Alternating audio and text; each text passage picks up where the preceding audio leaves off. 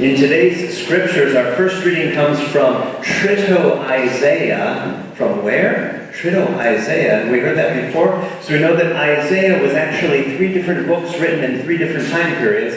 There's the first book written before the exile, the second book, Deutero-Isaiah, which we had last week, and the third book, Trito-Isaiah, written after the exile. So they were obviously written by 3 different people.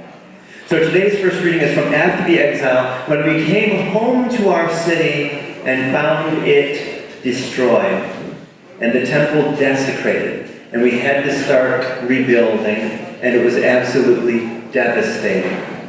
Which is why today's reading is so important, because Isaiah is talking about this vision that he has of how it is that God is going to bring good news to the people. And how it is that God is going to forgive sins and restore the people in the same way that they were restoring the city.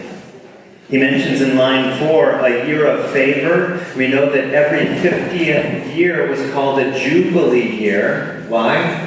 Because the lucky number was 7, right? The Sabbath was every 7th day. So you take 7 times 7. 7 times 7 is 49. So we have 49 years in which you can be in debt to someone else, but on the 50th year, that's the year of Jubilee, all debts are to be forgiven on the 50th year, the Jubilee year.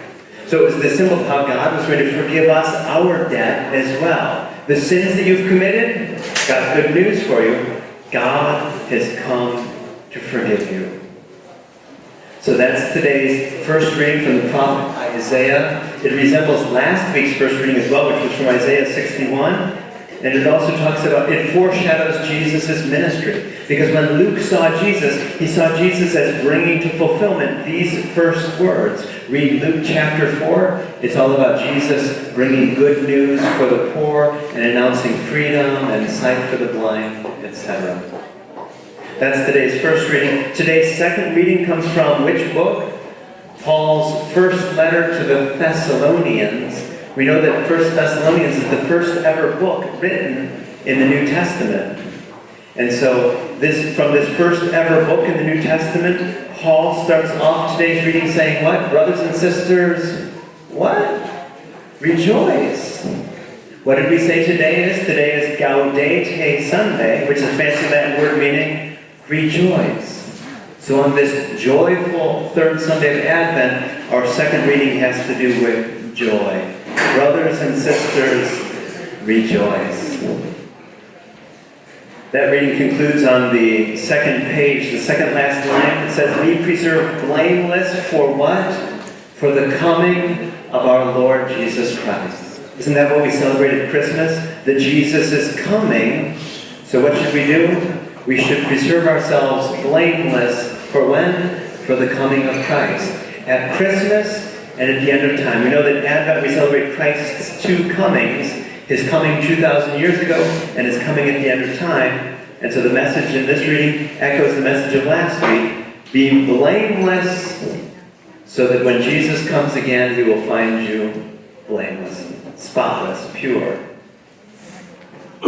Today's gospel is interesting because it's all about John the Baptist who's preparing for Jesus to come onto the scene. And John the Baptist, many people are wondering who John the Baptist is. Is John the Baptist the Messiah?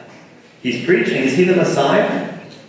Notice the 3 strikes that are in here in today's gospel. They ask John the Baptist, John the Baptist, are you the Christ? Is he the Christ? No. Strike 1. Are you Elijah? We're waiting for Elijah. Are you Elijah? No. Strike 2. Are you the prophet? We're waiting for the prophet to come. Is he the prophet? No. Strike 3.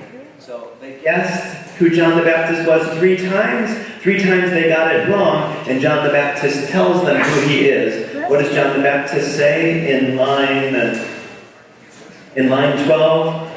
He says, I am the voice of one crying out in the desert, Make straight the way of the Lord. Do you remember our gospel last week? Make straight the way of the Lord. How it is that we should prepare a runway so that God can come and land in our hearts. If there are any mountains, we got to get rid of them. If there are any valleys, we got to get rid of them because we're making a path for God to come straight into our lives.